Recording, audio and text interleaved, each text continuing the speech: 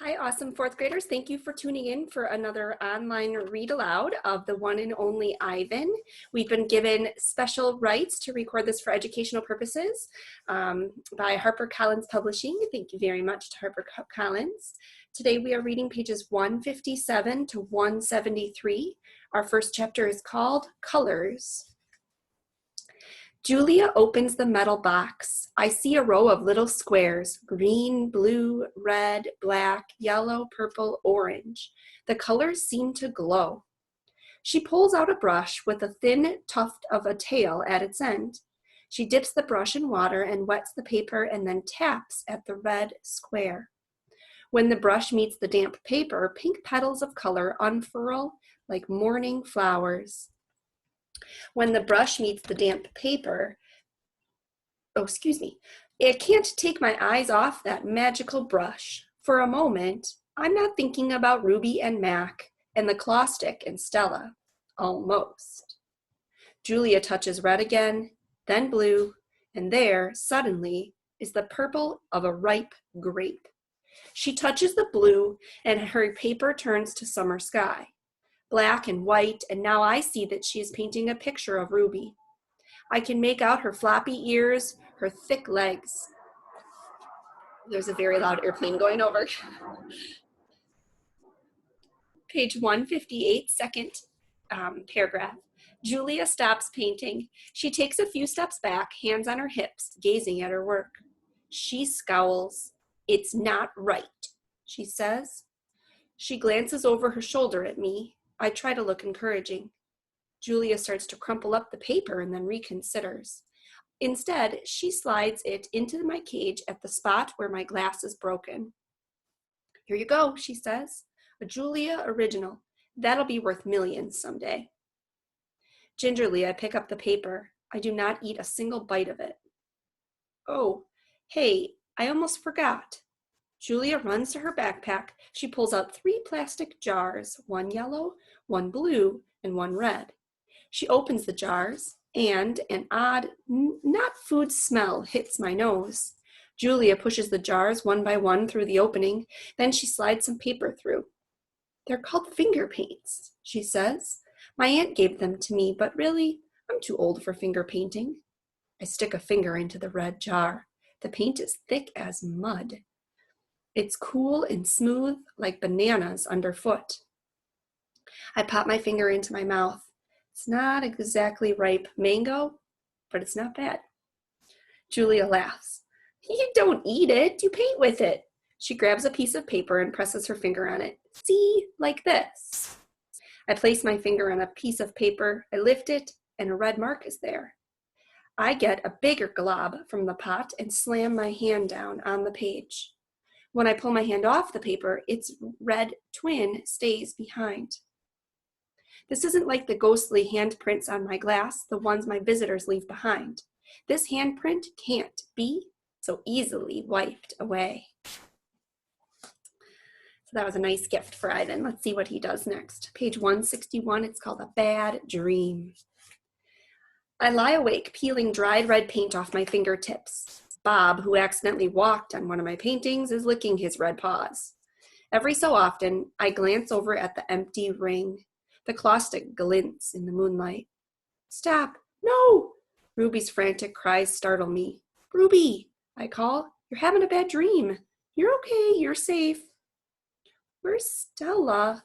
She asks, gulping for air. Before I can answer, she says, Never mind, I remember now. Go back to sleep, Ruby, I say. You've had a hard day. I can't go back to sleep, she says. I'm afraid I'll have the same dream. There was a sharp stick and it hurt. I look at Bob and he looks back at me. Oh, Ruby says. Oh, Mac. She puts her trunk between the bars. Do you think, she hesitates, do you think Mac is mad because I hurt him today? I consider lying, but gorillas are terrible liars. Probably, I finally say. I ran away from that after that. Ruby says. Bob gives a scornful laugh. Crawled away is more like it. We're quiet for a while. Branches claw at the roof. A light rain drums. One of the parrots murmurs something in her sleep. Ruby breaks the silence. Ivan, I smell something funny. He can't help it, Bob says. I believe she's referring to the finger paints Julia gave me, I say. What are finger paints? Ruby asks. You make pictures with them, I explain. Could you make a picture of me? Maybe someday. I remember Julia's picture, the one that will be worth $1 million. I hold it up to the glass. Look, it's you. Julia made it. It's hard to see, Ruby says. There's not much moonlight. Why do I have 2 trunks? I examine the picture. Those are feet. Why do I have 2 feet? That's called artistic license, Bob says. Ruby laughs. Could you tell me another story? She asks. I don't think I can ever go back to sleep. I told you all I remember, I say with a helpless shrug. Then tell me a new story, she says. Make something up. I try to think, but my thoughts keep returning to Mac and his claw stick. Anything yet? Ruby asks. I'm working on it. Ivan, Ruby presses. Bob said you're going to save me. I search for true words. I'm working on that too. Ivan, Ruby says in a voice so low I can barely hear her. I have another question. I can tell from the sound of her voice that this will be a question I don't want to answer. Ruby taps her trunk against the rusty iron bars of the door. Do you think, she asks, that I'll die in this domain someday like Aunt Stella? Once again, I consider lying, but when I look at Ruby, the half-formed words lie in my throat. Not if I can help it, I say instead. I feel something tighten in my chest, something dark and hot. And it's not a domain, I add. I pause and then I say, it's a cage. Oh, so that's a big shift in Ivan's thinking. Earlier in the book, he didn't want to call where they live a cage, and he liked calling it a domain. It made him feel less like he was stuck and less like he was being treated unfairly, and made him just feel better overall. But now he's decided he's going to admit they live in a cage, and life is really not great. Page 166, The Story. I look at the ring layered with fresh sawdust.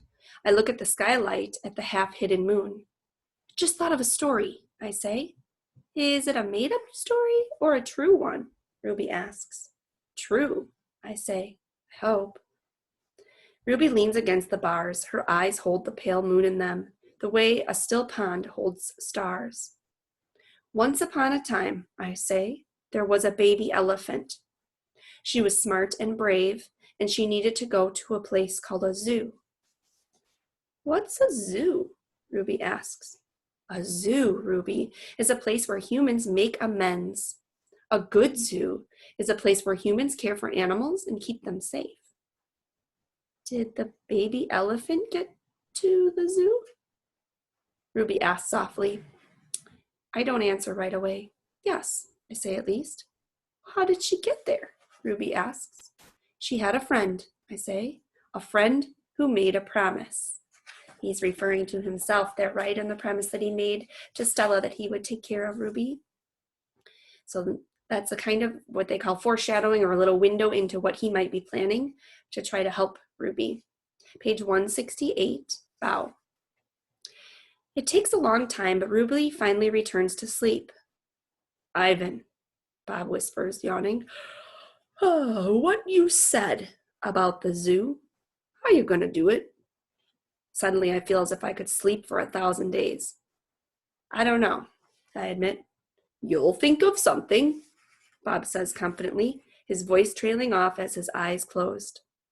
What if I don't? I ask, but Bob is already asleep. His little red feet dance, and I know he's running in his dreams. Page 169, Remembering. Bob and Ruby sleep on. I don't sleep. I think about the promise I made to Stella and the pictures I've made for Ruby, and I remember it all. Page 170, What They Did. We were clinging to our mother, my sister and I, when the humans killed her. They shot my father next. Then they chopped off their hands, their feet, and their heads.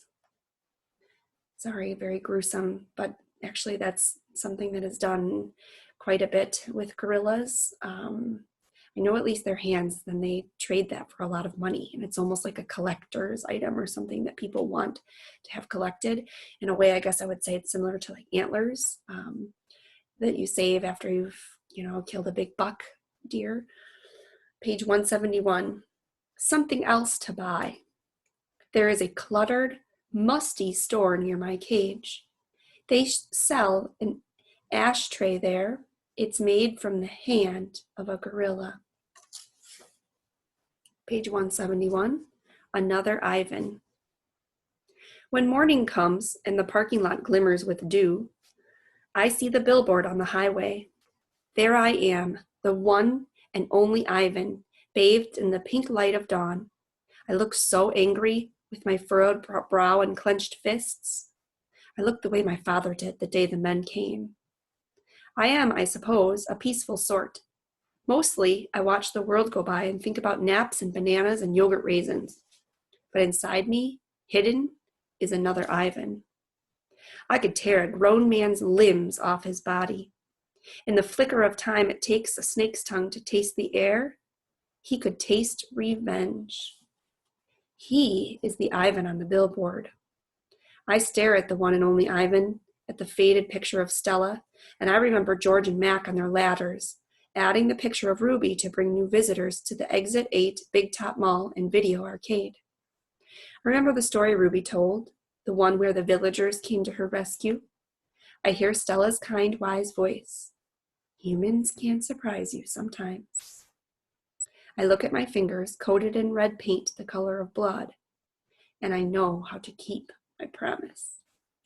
This is a hard spot to stop, but this is where we are stopping for today. We will find out exactly why did looking down at his fingers and that red paint give him an idea for how he's going to help Ruby. We will find out soon. Thank you so much for reading with me today. I send you love and hugs, miss all of you lots.